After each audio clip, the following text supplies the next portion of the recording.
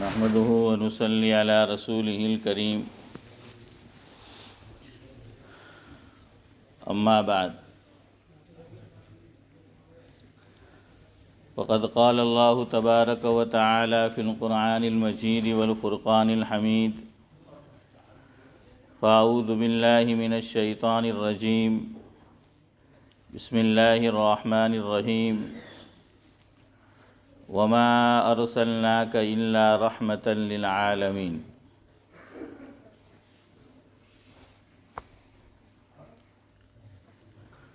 بزرگان محترم، ربیع الاول کا مہینہ چل رہا ہے اور یہی وہ مبارک مہینہ ہے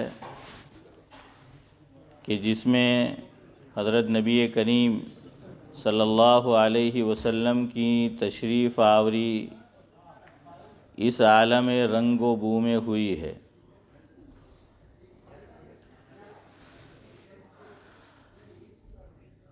ایک مشہور شاعر گزرے ہیں جگر مراد آبادی، انہوں نے حضور کریم صلی اللہ علیہ وسلم کی شان میں ایک کلام لکھا ہے، اسی سے میں آج کی اپنی اس مجلس کا آغاز کرتا ہوں۔ وہ لکھ گئے ہیں کہ وہ رسول عربی فخر رسولان سلف، وہ رسول عربی فخر رسولان سلف، ذات اقدس سے ملا جس کی زمانے کو شرف، وہ جس پہ نازل ہوا قرآن سا کامل مصحف، وہ جس پہ نازل ہوا قرآن سا کامل مصحف، جس کے تابع جن و انسان بھی ملائک کی بھی صف، ایک وہی شمع نبوت جو ضیاء بار ہوئی، ایک وہی شمع نبوت جو ضیاء بار ہوئی، ساری تاریک فضا مطلع الانوار ہوئی۔ یعنی دنیا میں جہالت کا اندھیرا تھا، حضرت نبی کریم صلی اللہ علیہ وسلم کی تشریف آوری ہوئی تو وہ جہالت کا اندھیرا ہدایت کی روشنی میں تبدیل ہو گیا۔ اکبر الہ آبادی نے کیا خوب کہا ہے اس تعلق سے کہ درفشانی نے تیرے قطروں کو سمندر کر دیا، درفشانی نے تیرے قطروں کو سمندر کر دیا، آنکھوں کو بینا دل کو روشن کر دیا، خود نہ تھے جو راہ پر اوروں کے ہادی بن گئے، خود نہ تھے جو راہ پر اوروں کے ہادی بن گئے، کیا نظر تھی جس نے مردوں کو مسیحا کر دیا۔ اب کیا کرے، یہ واز تو پاکستانی کمیونٹی میں ہونا چاہیے، ہم لوگوں کو تو شعر سے دلچسپی نہیں، نعت سے، نظم سے، تو کیا کرے۔ بہرحال وہ آگے لکھتے ہیں کہ ہر زمانے میں پیمبر بھی نبی بھی آئے، ہر زمانے میں پیمبر بھی نبی بھی آئے، مصلح ملی و ملکی بھی رشی بھی آئے، حق کے جوئندہ اور حق کے ولی بھی آئے، حق کے جوئندہ اور حق کے ولی بھی آئے، واقف محرم سر ازلی بھی آئے۔ اور آخری مصرع ہے جو بہت مشہور ہے کہ آئے دنیا میں بہت پاک مکرم بن کر، آئے دنیا میں بہت پاک مکرم بن کر، مگر آیا نہ کوئی رحمت عالم بن کر، کہ جس کو قرآن نے فرمایا کہ وَمَا أَرْسَلْنَاكَ إِلَّا رَحْمَةً لِلْعَالَمِينَ۔ تو اسی کا نقشہ کھینچا ہے شاعر نے کہ آئے دنیا میں بہت پاک مکرم بن کر، مگر آیا نہ کوئی رحمت عالم بن کر۔ حضرت نبی کریم صلی اللہ علیہ وسلم کی جب آمد ہوئی، آمد سے مراد حکیم الاسلام حضرت مولانا قاری محمد طیب صاحب نور اللہ مرقدہ فرمایا کرتے تھے کہ حضور صلی اللہ علیہ وسلم کی 2 ولادت ہے۔ کتنی ولادت ہے؟ 2 ولادت ہے۔ ایک تو وہی جو میری اور آپ کی اور ہر انسان کی ہوتی ہے کہ ماں کے رحم سے، ماں کے پیٹ سے بچہ دنیا میں آتا ہے، تو یہ پہلی ولادت حضرت نبی کریم صلی اللہ علیہ وسلم کی۔ اور دوسری ولادت حضرت فرماتے تھے کہ 40 سال کے بعد ہوئی۔ 40 سال پر آپ کو کیا ملی؟ نبوت جو ہے وہ ملی۔ نبوت و رسالت سے آپ کو سرفراز کیا گیا۔ تو حکیم الاسلام حضرت مولانا قاری محمد طیب صاحب نور اللہ مرقدہ اس کی تعبیر یوں کیا کرتے تھے کہ یہ حضور صلی اللہ علیہ وسلم کی دوسری ولادت ہے۔ جب دوسری ولادت ہوئی، عرب کے کیا حالات تھے، مکہ مکرمہ کے کیا حالات تھے؟ آپ صلی اللہ علیہ وسلم نے 23 سال کے قلیل عرصے میں دنیا میں وہ انقلاب برپا کیا کہ آپ سے پہلے تاریخ میں کوئی شخصیت ایسی نہیں ملتی، اور نہ آپ کے بعد آج تک کوئی ایسی شخصیت ملتی ہے۔ اور ہمارا ایمان ہے کہ قیامت کی صبح تک کوئی آدمی، کوئی ریفارمر ایسا نہیں آ سکتا کہ جو 23 سال کے قلیل عرصے میں انسانوں کی کایا پلٹ دے، خونخوار لوگوں کو رحم دل بنا دے۔ ہم سب جانتے ہیں خون کی ندیاں بات بات میں عرب لوگ وہ بہا دیا کرتے تھے، لیکن آپ صلی اللہ علیہ وسلم نے وہ انقلاب برپا کیا ہے صحابہ کرام کے اندر کہ قرآن کریم اس کی تعبیر 26ویں پارے میں سورہ فتح میں یوں کرتا ہے کہ محمد الرسول اللہ والذین معہ اشداء علی الکفار رحماء بینہم۔ یہ ہے رحماء بینہم، یہ انقلاب پیدا کیا ہے اللہ کے نبی صلی اللہ علیہ وسلم نے۔ اگر ہم غور کریں تو پتہ چلے گا کہ آج جو انسانوں میں انسانیت باقی ہے، جو کچھ بھی، وہ صدقہ ہے حضرت نبی کریم صلی اللہ علیہ وسلم کی تعلیمات کا۔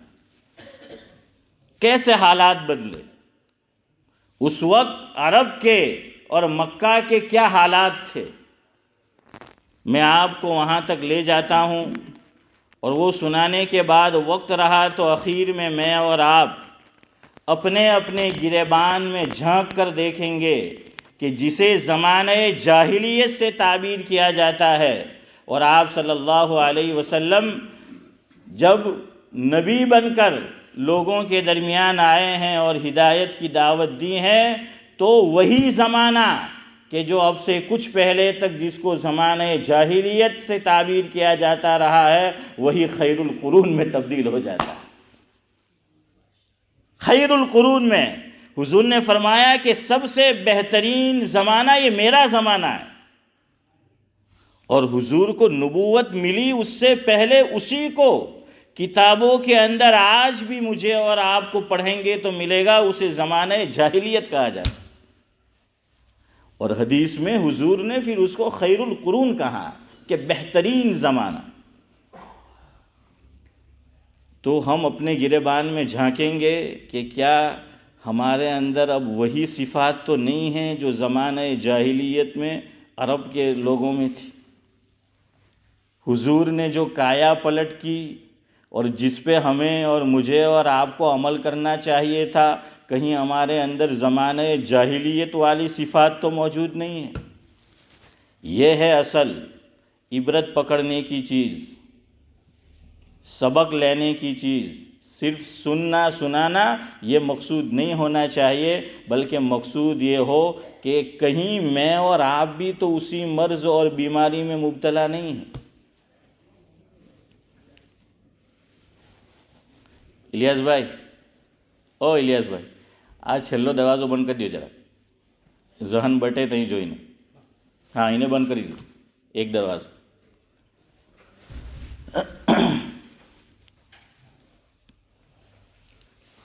میں آپ کو لے چلتا ہوں ذرا پیچھے سے، مجھے جو اصل بات سنانی ہے۔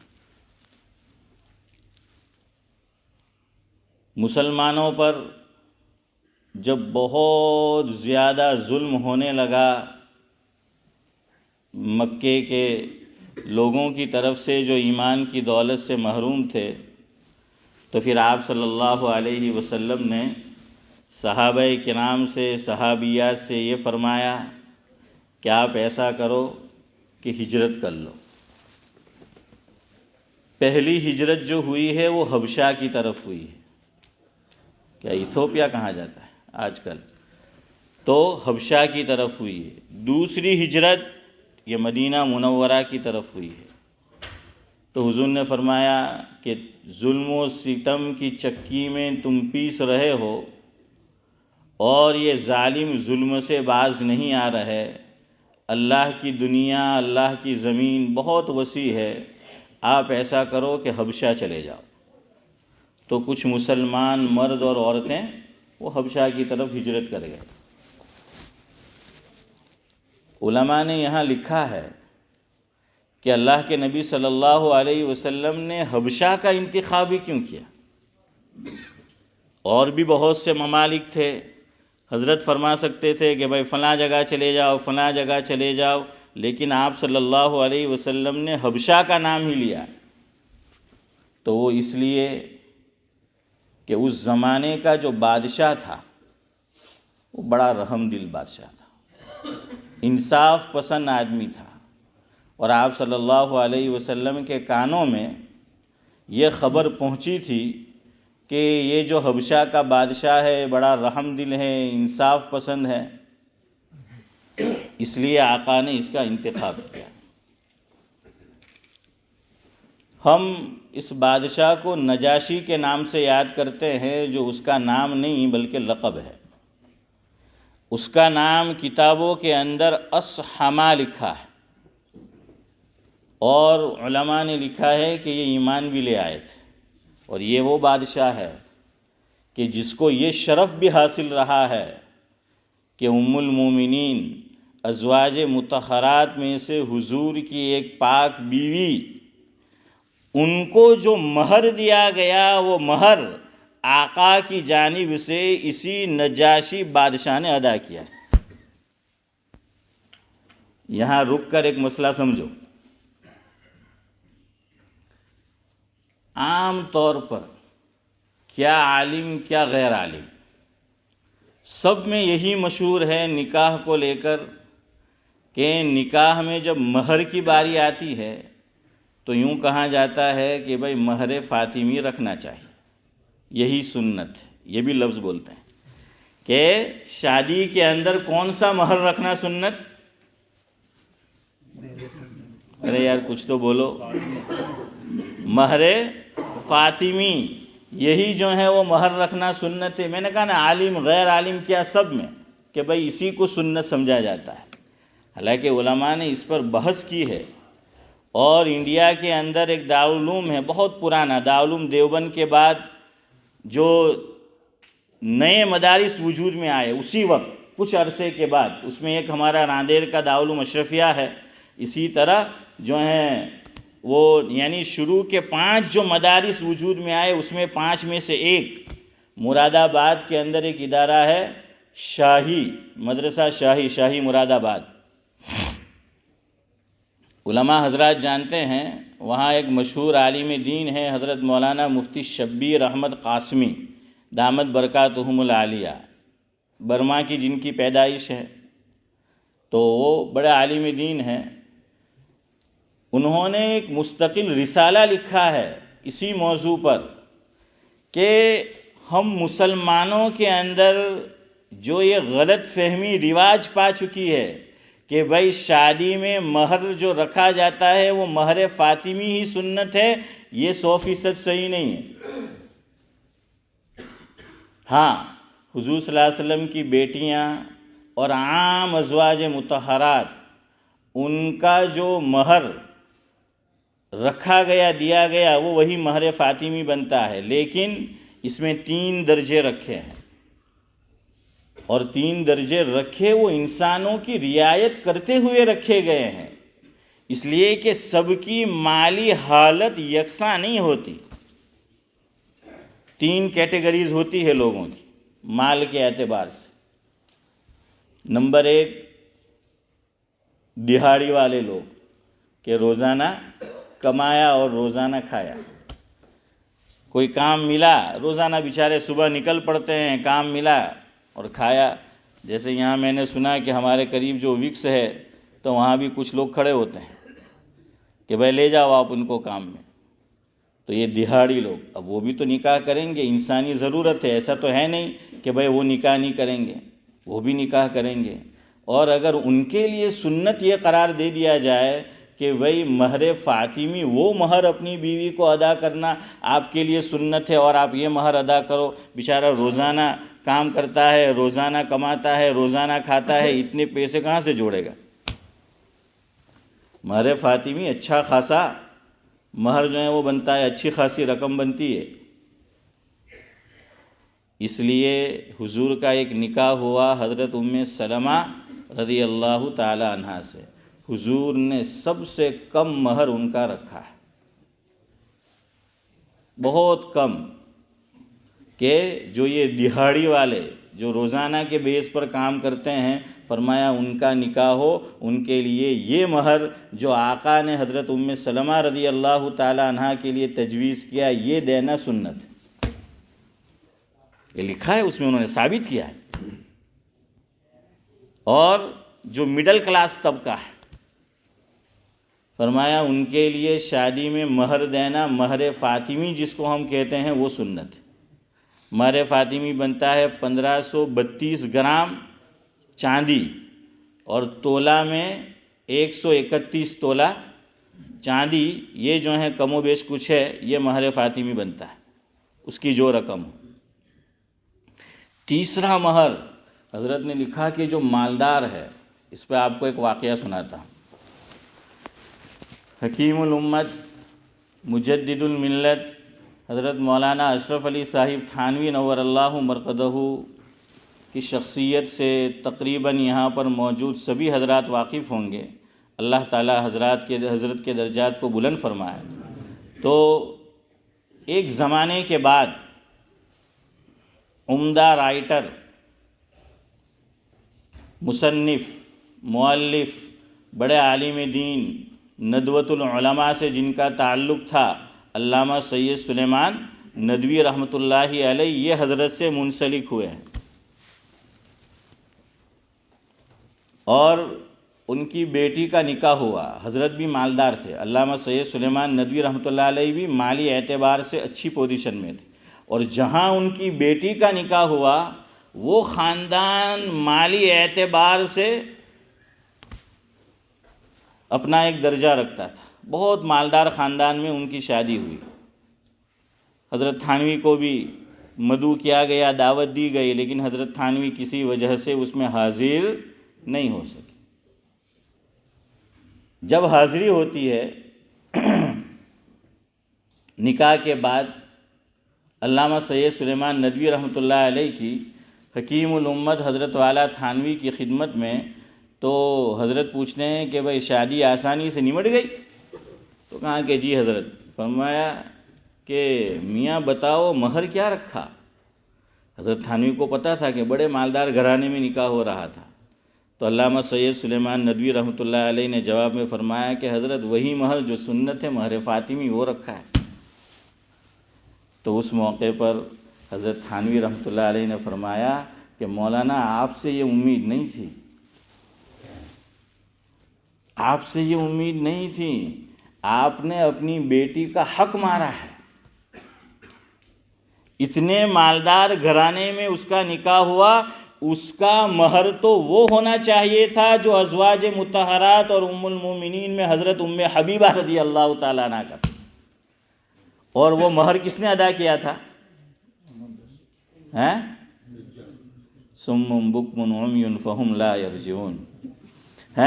وہ مہر جو ہے وہ ادا کیا تھا حضرت نجاشی رضی اللہ تعالیٰ عنہ نے. یہ ایمان لے آئے ہیں بعد میں. جو حضور نے غائبانہ نماز جنازہ 2 صحابہ کی پڑھی ہے، اور امام شافعی کا جو مذہب ہے ان میں ایک غائبانہ نماز جنازہ اسی نجاشی رضی اللہ تعالیٰ عنہ کی پڑھی گئی ہے.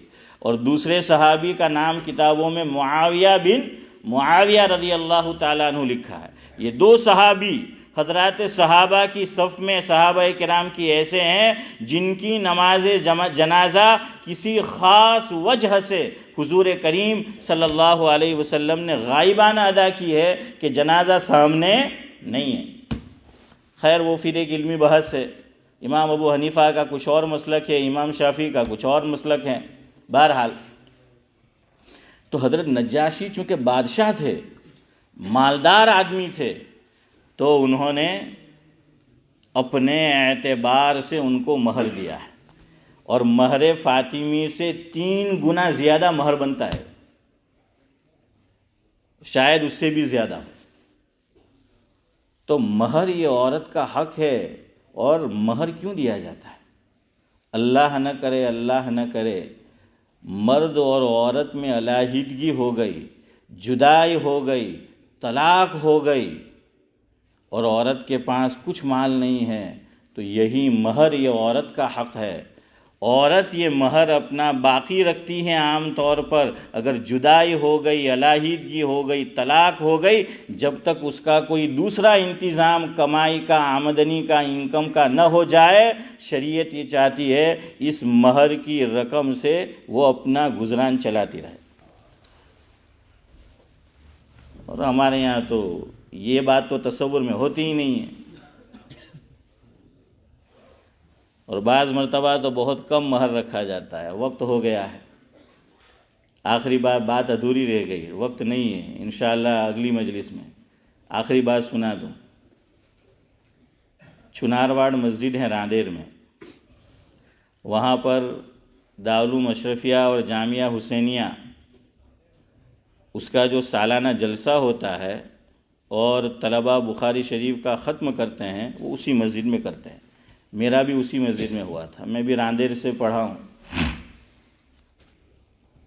حضرت مولانا مفتی سید احمد صاحب پالنپوری رحمۃ اللہ علیہ، اللہ تعالی حضرت کی قبر کو نور سے منور فرمائے، اعلیٰ سے اعلیٰ درجات حضرت کو جو ہیں وہ نصیب فرمائے.